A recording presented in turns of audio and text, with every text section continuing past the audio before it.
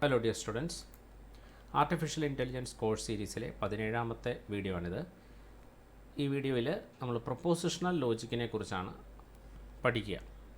നമുക്കറിയാം, ഒരു intelligent action നമുക്ക് നടത്തണമെന്നുണ്ടെങ്കിൽ നമുക്ക് കുറച്ച് നോളജ് ആവശ്യമുണ്ട്.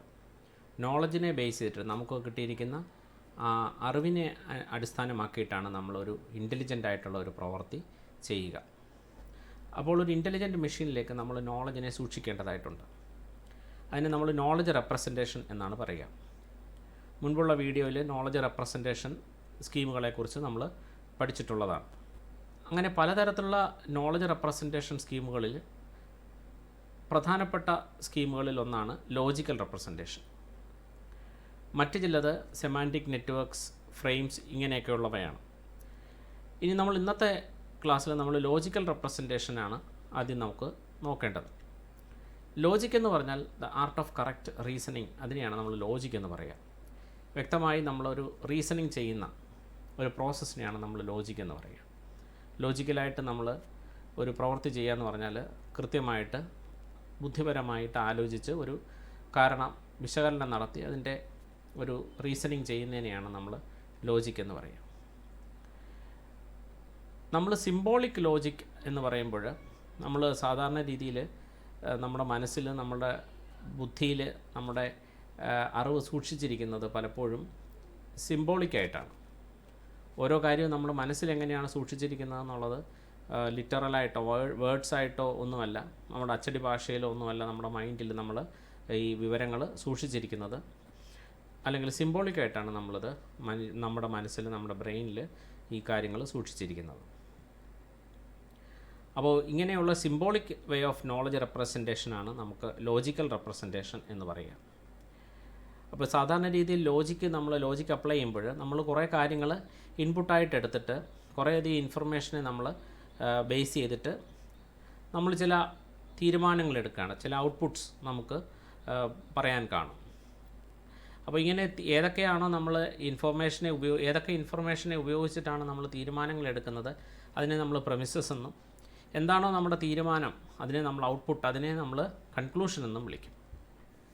അപ്പോൾ ഒരു ലോജിക്കൽ പ്രോസസ്സിൽ നമ്മൾ ഇത്തരത്തിൽ തീരുമാനങ്ങൾ എടുക്കാൻ സഹായിക്കുന്ന ചില കാര്യങ്ങളുണ്ടാവും, ചില നോളജ് ഉണ്ടാവും.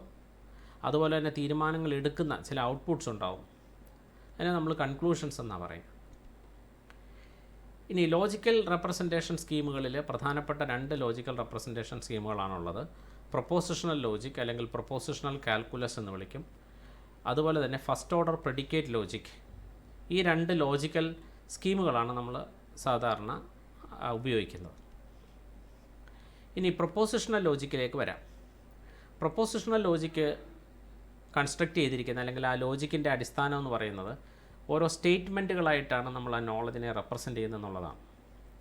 പ്രൊപ്പോസിഷൻസ് എന്ന് പറഞ്ഞാൽ ഓരോ സ്റ്റേറ്റ്മെൻറ്റുകളാണ്. ഒരു സ്റ്റേറ്റ്മെൻറ്റാണ്, അതിനകത്തൊരു മീനിങ് ഉണ്ടായിരിക്കും. അതൊരു ഡിക്ലറേറ്റീവ് സ്റ്റേറ്റ്മെൻ്റ് ആയിരിക്കും. അതുപോലെ തന്നെ ആ സ്റ്റേറ്റ്മെൻറ്റിന് ഒരു ട്രൂത്ത് വാല്യൂ ഉണ്ടായിരിക്കും. ഒരു ട്രൂത്ത് വാല്യൂ മാത്രമേ ഉണ്ടാവുള്ളൂ.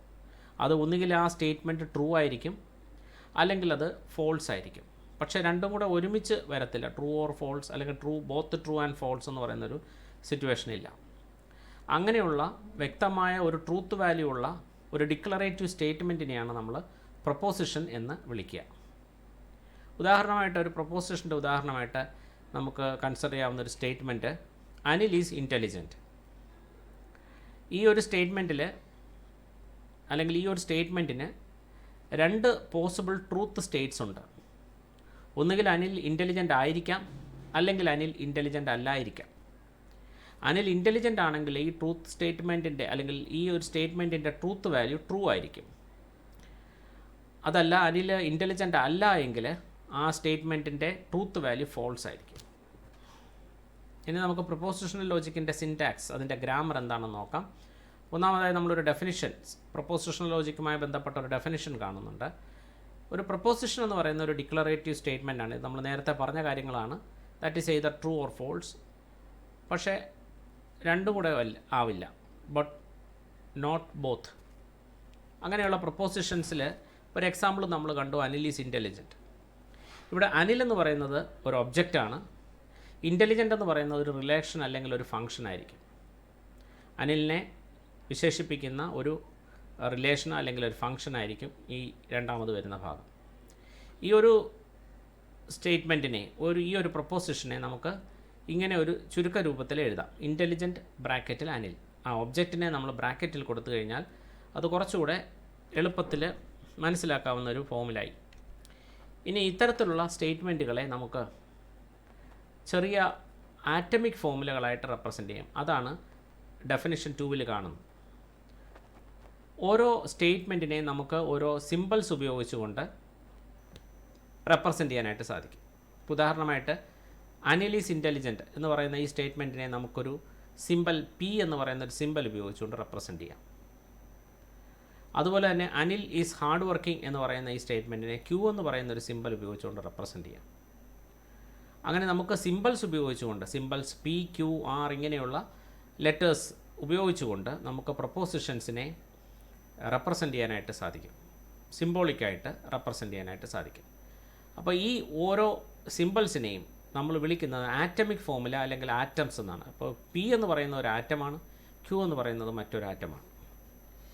ഇങ്ങനെ ആറ്റമിക് ഫോമുലാസ് അല്ലെങ്കിൽ ആറ്റംസ് ആയിട്ട് നമുക്ക് സ്റ്റേറ്റ്മെൻറ്റുകളെ, പ്രൊപ്പോസിഷൻസിനെ റെപ്രസെൻ്റ് ചെയ്യാനായിട്ട് സാധിക്കും. ഇനി നമ്മൾ സിമ്പിൾ പ്രൊപ്പോസിഷൻസിൽ നിന്നും എങ്ങനെ കൂടുതൽ ആശയങ്ങൾ ഉൾക്കൊള്ളുന്ന കോമ്പൗണ്ട് പ്രൊപ്പോസിഷൻസ് ഉണ്ടാക്കാം എന്നുള്ളതാണ് നോക്കുന്നത്. നമ്മൾ നേരത്തെ കണ്ട Anil is intelligent, Anil is hard working ഇങ്ങനെയൊക്കെയുള്ള സ്റ്റേറ്റ്മെൻറ്റുകൾ അല്ലെങ്കിൽ പ്രൊപ്പോസിഷൻസിനെ സിമ്പിൾ പ്രൊപ്പോസിഷൻസ് എന്നാണ് വിളിക്കുക. എന്നാൽ ഒന്നിൽ കൂടുതൽ സ്റ്റേറ്റ്മെൻറ്റുകളെ കമ്പൈൻ ചെയ്തുകൊണ്ട് നമുക്ക് കൂടുതൽ വ്യക്തമായ ആശയങ്ങൾ അവതരിപ്പിക്കാനായിട്ട് സാധിക്കും സിംബോളിക്കായിട്ട്. അങ്ങനെയുള്ള പ്രൊപ്പോസിഷൻസിനെ നമ്മൾ വിളിക്കുക കോമ്പൗണ്ട് പ്രൊപ്പോസിഷൻസ് എന്നാണ്. സിമ്പിൾ പ്രൊപ്പോസിഷൻസിനെ കണക്ട് ചെയ്തുകൊണ്ട് നമുക്ക് കോമ്പൗണ്ട് പ്രൊപ്പോസിഷൻസ് ഉണ്ടാക്കാനായിട്ട് സാധിക്കും. അങ്ങനെ നമുക്ക് ഉപയോഗിക്കാനായിട്ട് 5 കണക്റ്റീവ്സ് ആണുള്ളത്. പ്രൊപ്പോസിഷണൽ ലോജിക്കിൽ സിമ്പിൾ പ്രൊപ്പോസിഷൻസിൽ നിന്നും കോമ്പൗണ്ട് പ്രൊപ്പോസിഷൻസ് കൺസ്ട്രക്റ്റ് ചെയ്യാനായിട്ട്, നിർമ്മിക്കാനായിട്ട് 5 കണക്റ്റീവ്സ് നമ്മൾ ഉപയോഗിക്കാറുണ്ട്. ഈ 5 കണക്റ്റീവ്സ് ഏതൊക്കെയാണെന്ന് നോക്കാം. 5 കണക്റ്റീവ്സാണ് ഇവിടെ കൊടുത്തിരിക്കുന്നത്. ഒന്നാമത്തെ കണക്റ്റീവിൻ്റെ പേര് നോട്ട് ഓപ്പറേഷൻ, നോട്ട് എന്നാണ്. അതിനിങ്ങനെ ഒരു സിമ്പിളാണ് നമ്മൾ കൊടുക്കുക. രണ്ടാമത്തത് ആൻഡ് ഓപ്പറേഷനാണ്, അല്ലെങ്കിൽ ആൻഡ് കണക്റ്റീവാണ്. ഓർ കണക്റ്റീവാണ് മൂന്നാമത്തത്. അടുത്തത് ഇഫ് ദെൻ എന്നുള്ള കണക്റ്റീവാണ്, ഇതിനെ ഇംപ്ലൈസ് എന്ന് പറയും. ഒരു ആരോ മാർക്കാണ് ഉപയോഗിക്കുക. ഡബിൾ ആരോ മാർക്കാണ് ഇഫ് ആൻഡ് ഒൺലി ഇഫ്. ഇങ്ങനെ 5 കണക്റ്റീവ്സാണ് നമ്മൾ പ്രൊപ്പോസിഷണൽ ലോജിക്കിൽ ഉപയോഗിക്കുക. ഇനി ഈ ഓരോ കണക്റ്റീവ്സിൻ്റെയും പ്രത്യേകതകൾ എന്താണെന്ന് നോക്കാം. നമുക്കൊരു എക്സാമ്പിൾ ഒന്ന് കാണാം, എങ്ങനെയാണ് കണക്റ്റീവ്സ് ഉപയോഗിക്കുന്നതെന്നുള്ളത്. ഇവിടെ ഒരു കോമ്പൗണ്ട് പ്രൊപ്പോസിഷൻ നമ്മളിവിടെ പറഞ്ഞിരിക്കുന്നു. If Anil is intelligent and Anil is hard working then Anil scores high marks. ഇവിടെ 3 സ്റ്റേറ്റ്മെൻറ്റുകളെ കണക്ട് ചെയ്താണ് ഒരു കോമ്പൗണ്ട് പ്രൊപ്പോസിഷൻ ഉണ്ടാക്കിയിരിക്കുന്നത്. ഇഫ് അനിൽ ഈസ് ഇൻ്റലിജൻറ്റ് ഒരു പ്രൊപ്പോസിഷനാണ്, and Anil is hard working ഒരു പ്രൊപ്പോസിഷനാണ്, then Anil scores high marks മൂന്നാമത്തെ പ്രൊപ്പോസിഷനാണ്. ഇനി ഇവിടെയുള്ള കണക്റ്റീവ്സ് ഏതൊക്കെയാണെന്ന് നോക്കാം. ഒന്നാമത്തത് ആദ്യം വരുന്ന വേർഡ് എന്ന് പറഞ്ഞാൽ ഈഫാണ്. ഇഫ് എന്ന് പറയുന്നതിൽ സ്റ്റാർട്ട് ചെയ്താൽ എവിടെയെങ്കിലും ഒരു ദെൻ ഉണ്ടായിരിക്കും, ഇഫ് ദെൻ. അപ്പോൾ ഇവിടെ ഇഫ് ദെൻ എന്ന് പറയുന്ന ഒരു കണക്റ്റീവ് ഉപയോഗിച്ചിട്ടുണ്ട് എന്ന് കാണാം. പിന്നെ ഇത് കൂടാതെ തന്നെ വരുന്ന മറ്റൊരു കണക്റ്റീവ് ആൻഡ് ആണ്. അപ്പോൾ ഇവിടെ 2 കണക്റ്റീവ്സാണ് നമുക്കിവിടെ ഈ സ്റ്റേറ്റ്മെൻറ്റിൽ കാണാനായിട്ട് സാധിക്കുക. If Anil is intelligent and Anil is hard working then Anil scores high marks. If then എന്നുള്ളതിൽ ദെന്നിൻ്റെ അവിടെയാണ് നമ്മൾ സാധാരണ ആരോ മാർക്ക് കൊടുക്കുക. ഇവിടെ Anil is intelligent and connective ഉപയോഗിച്ചിട്ടുണ്ട്, Anil is hard working, then if then connective ഉപയോഗിച്ചിട്ടുണ്ട്. ഇഫ് ദെൻ അല്ലെങ്കിൽ മറ്റൊരു വാക്ക് ഇംപ്ലൈസ് ആണ്, implies Anil scores high marks. ഇത് ആറ്റമിക് ഫോമിലായിട്ട് റെപ്രസെൻ്റ് ചെയ്യുമ്പം P and Q implies R. ഇവിടെ അനിൽ ഈസ് ഇൻ്റലിജൻറ്റ് എന്നുള്ളത് പി ആയിട്ടും അനിൽ ഈസ് ഹാർഡ് വർക്കിംഗ് എന്നുള്ളത് ക്യൂ ആയിട്ടും അനിൽ സ്കോർസ് ഹൈ മാർക്സ് എന്നുള്ളത് ആർ ആയിട്ടും റെപ്രസെൻ്റ് ചെയ്താൽ P and Q implies R. ഇതൊരു കോമ്പൗണ്ട് പ്രൊപ്പോസിഷനാണ്, സിംബോളിക് പ്രൊപ്പോസിഷനാണ്. മറ്റൊരു എക്സാമ്പിൾ നോക്കാം. ഹ്യൂമിഡിറ്റി ഈസ് ഹൈ എന്നുള്ളത് എച്ച് എന്നുള്ള ആറ്റം ഉപയോഗിച്ച് റെപ്രസെൻ്റ് ചെയ്യുന്നു. ടെമ്പറേച്ചർ ഈസ് ഹൈ എന്നുള്ളത് ടി എന്നുള്ള ആറ്റം. അതുപോലെ വൺ ഫീൽസ് കംഫർട്ടബിൾ എന്നുള്ളത് സി എന്നുള്ള ആറ്റം. അപ്പോൾ ഇത് വെച്ചൊരു സെൻറ്റൻസ്, ഒരു മീനിങ് ഫുള്ളായിട്ടുള്ളൊരു സെൻറ്റൻസ് കൺസ്ട്രക്റ്റ് ചെയ്യുകയാണെങ്കിൽ, if humidity is high and temperature is high, നമുക്ക് ഉഷ്ണം കൂടുതലാണ് അല്ലെങ്കിൽ ഹ്യൂമിഡിറ്റി കൂടുതലാണ് എങ്കിൽ നമുക്ക് കംഫർട്ടബിൾ അല്ലാതെയാണ് തോന്നുന്നത്. അപ്പോൾ അത് മീനിങ് ഫുൾ സെൻറ്റൻസ് ആക്കണമെന്നുണ്ടെങ്കിൽ അത് നമുക്ക് കംഫർട്ടബിൾ അല്ല എന്നുള്ള മീനിങ് കിട്ടാൻ വേണ്ടിയിട്ട് നെഗേഷൻ കൊടുക്കണം. അപ്പോൾ എച്ച് ആൻഡ് ടി ആണെങ്കിൽ, ഹ്യൂമിഡിറ്റി കൂടുതലാണ് ടെമ്പറേച്ചറും കൂടുതലാണെങ്കിൽ നമുക്ക് കംഫർട്ടബിൾ അല്ല എന്നുള്ള ഒരു അവസ്ഥയാണ്. അപ്പോൾ നെഗേഷൻ ഓഫ് സി ആണ് കൊടുക്കുക. അപ്പോൾ ഇത്തരത്തിൽ നമുക്ക് കോമ്പൗണ്ട് പ്രൊപ്പോസിഷൻസ് കൺസ്ട്രക്റ്റ് ചെയ്യാനായിട്ട് സാധിക്കും. അടുത്തതായിട്ട് പ്രൊപ്പോസിഷണൽ ലോജിക്കിൻ്റെ സെമാൻറ്റിക്സ് ആണ് നമ്മൾ പരിശോധിക്കുന്നത്. സെമാൻറ്റിക്സ് എന്ന് പറയുമ്പോൾ അതിൻ്റെ മീനിങ് ആണ്, എങ്ങനെ അത് ഇൻ്റർപ്രറ്റ് ചെയ്യാമെന്നുള്ളതാണ്. ഒരു ഫോമുല എങ്ങനെ ഇൻ്റർപ്രറ്റ് ചെയ്യാം. ആദ്യമായിട്ട് നമ്മൾ എന്താണ് വെൽ ഫോംഡ് ഫോമുല എന്ന് നോക്കാം. വെൽ ഫോംഡ് ഫോമുല അല്ലെങ്കിൽ വൂഫ് അല്ലെങ്കിൽ WFF എന്ന് എഴുതും, വൂഫ് എന്ന് വിളിക്കുന്ന വെൽ ഫോംഡ് ഫോമുല എന്ന് പറയുന്നത് ഒരു പ്രൊപ്പോസിഷണൽ ലോജിക്കിൽ എങ്ങനെയാണ് ഡിഫൈൻ ചെയ്തിരിക്കുന്നത് നോക്കാം. ഒരു ആറ്റം ഒരു വൂഫാണ് അല്ലെങ്കിൽ വെൽ ഫോംഡ് ഫോമുലയാണ്, അല്ലെങ്കിൽ അതിനെ വെറും ഫോമുല എന്ന് പറഞ്ഞാലും മതി. ഒരു ആറ്റം, ഏതെങ്കിലും ഒരു ആറ്റം എടുത്താൽ അതൊരു ഫോമുലയാണ്. അത് ഡെഫിനിഷൻ 3 ആയിട്ട് നമുക്ക് പറയാം. ഉദാഹരണമായിട്ട് മറ്റ് ചില ആറ്റംസ്, മറ്റ് ചില ഫോമുലകൾ ഏതൊക്കെയാണെന്ന് നോക്കാം. ഒരു ഫോമുല ജി എന്ന് പറയുന്നത് ഒരു ഫോമുലയാണെങ്കിൽ അതിൻ്റെ നെഗേഷൻ ഒരു ഫോമുല ആയിരിക്കും. Negation of G is a formula. അതുപോലെ തന്നെ ബാക്കി 4 കണക്റ്റീവ്സ്, നെഗേഷൻ ഓഫ് ജി അല്ലാതെ ബാക്കി 4 കണക്റ്റീവ്സ് ഉണ്ട്. ഈ 4 കണക്റ്റീവ്സ് ഉപയോഗിച്ച് 2 പ്രൊപ്പോസിഷൻസിനെ, 2 ആറ്റമിക് ഫോമുലകളെ നമുക്ക് കണക്ട് ചെയ്യാൻ പറ്റും. അങ്ങനെ കണക്ട് ചെയ്യുന്ന എല്ലാം തന്നെ ഫോമുലകളായിരിക്കും. G and H is a formula, G or H is a formula, G implies H is a formula, G if and only if H is another formula. അങ്ങനെ ഇതെല്ലാം തന്നെ ഫോമുലകളായിരിക്കും. ഇതാണ് പ്രൊപ്പോസിഷണൽ ലോജിക്കിലെ ഫോമുലകൾ എന്താണെന്നുള്ളത് ഡിഫൈൻ ചെയ്തിരിക്കുന്നത്. ഇനി നെഗേഷൻ എന്ന് പറയുന്നതിൻ്റെ ട്രൂത്ത് വാല്യൂ എന്താണെന്ന് നോക്കാം. ഓരോരോ കണക്റ്റീവ്സിൻ്റെ ട്രൂത്ത് വാല്യൂസാണ് ഇനി നമ്മൾ പരിശോധിക്കുന്നത്. ആദ്യം നെഗേഷൻ്റെത്. നെഗേഷൻ എന്ന് പറയുന്നതിൻ്റെ ട്രൂത്ത് വാല്യൂ നമുക്ക് വളരെ എളുപ്പമാണ്. സാധാരണ ബൂളിയൻ ഓൾജിബ്രയിൽ നമ്മൾ കാണുന്ന അതേ കാര്യം തന്നെയാണ്. നെഗേഷൻ ഓഫ് ജി ട്രൂ ആണെങ്കിൽ ജി ഫോൾസ് ആയിരിക്കും, അല്ലെങ്കിൽ നെഗേഷൻ ഓഫ് ജി ഫോൾസ് ആണെങ്കിൽ ജി ട്രൂ ആയിരിക്കും. തിരിച്ചും ജി ഫോൾസ് ആണെങ്കിൽ നെഗേഷൻ ഓഫ് ജി ട്രൂ ആയിരിക്കും, ജി ട്രൂ ആണെങ്കിൽ നെഗേഷൻ ഓഫ് ജി ഫോൾസ് ആയിരിക്കും. അത് നമുക്ക് വളരെ എളുപ്പത്തിൽ മനസ്സിലാക്കാവുന്ന ഒരു കാര്യമാണ്. അടുത്ത കൺജങ്ഷൻ്റെ ട്രൂത്ത് വാല്യൂസ്. കൺജങ്ഷൻ എന്ന് പറയുന്നത് ആൻഡ് ആണ്. ആൻഡ് എന്നുള്ള കണക്റ്റീവിനെയാണ് നമ്മൾ കൺജങ്ഷൻ എന്ന് പറയുക. അപ്പോൾ ജി ആൻഡ് എച്ച് എന്ന് പറയുന്നത് ട്രൂ ആയിരിക്കുന്നത് ജിയുടെയും എച്ചിൻ്റെയും ട്രൂത്ത് വാല്യൂസിൻ്റെ സ്റ്റേറ്റ് പോലെയാണ്. ഇവിടെ നമുക്ക് ആൻഡിൻ്റെ ബൂളിയൻ ലോജിക്കിൽ നമുക്കറിയാം ആൻഡിൻ്റെ ട്രൂത്ത് വാല്യൂ വരുന്നത് രണ്ടും ഹൈ ആയിരിക്കുമ്പോഴാണ്, 2 ഇൻപുട്ട്സ് ഹൈ ആയിരിക്കുമ്പോഴാണ് നമുക്ക് ആൻഡ് ഗേറ്റിൻ്റെ വാല്യൂ ഔട്ട്പുട്ട് ഹൈ ആയിരിക്കുന്നത്. അതുപോലെ തന്നെയാണ് ഇവിടെയും രണ്ടും ട്രൂ ആയിരിക്കുമ്പോൾ മാത്രമേ, ജിയും എച്ചും ട്രൂ ആയിരിക്കുമ്പോൾ മാത്രമേ ജി ആൻഡ് എച്ച് ട്രൂ ആയിരിക്കുള്ളൂ. ബാക്കിയുള്ള എല്ലാ സിറ്റുവേഷൻസിലും ജി ആൻഡ് എച്ച് ഫോൾസ് ആയിരിക്കും.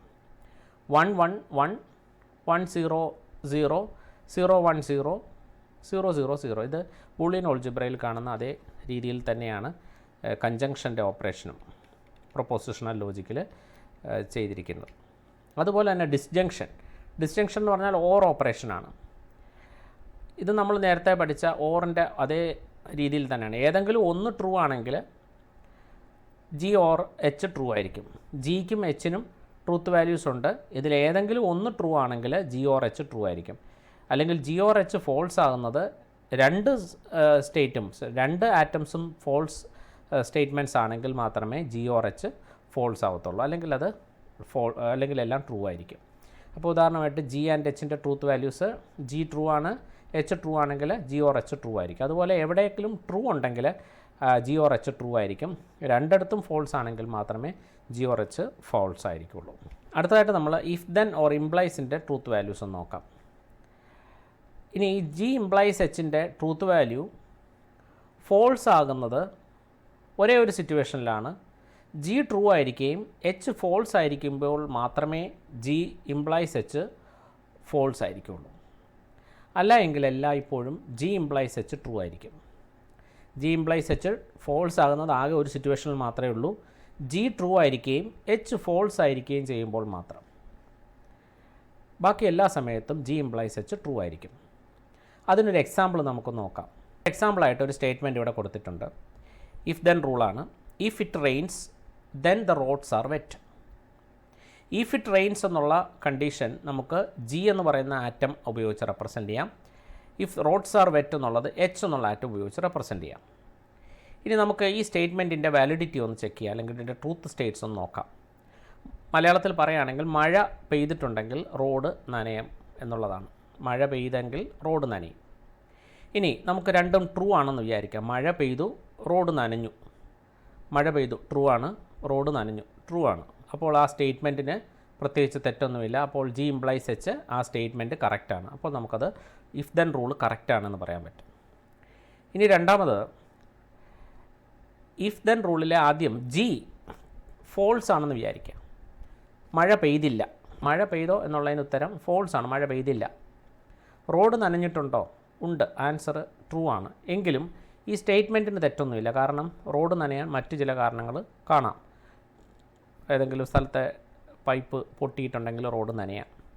മഴ കൊണ്ട് മാത്രം ആകണമെന്നില്ല. അപ്പോഴും ഈ ജി ഇംപ്ലൈസ് എച്ച് എന്നുള്ളതിൻ്റെ സ്റ്റേറ്റ്മെൻറ്റിന് ട്രൂത്ത് വാല്യൂ കറക്റ്റ് തന്നെയാണ്, ട്രൂ തന്നെയാണ്. ഇനി അടുത്ത മൂന്നാമത്തെ ഒരു കേസ് ഉപയോഗിക്കാം. രണ്ടും ഫോൾസ് ആണെന്ന് വിചാരിക്കാം. മഴ പെയ്തു എന്നുള്ളത് തെറ്റാണ്. മഴ പെയ്തില്ല, റോഡ് നനഞ്ഞില്ല.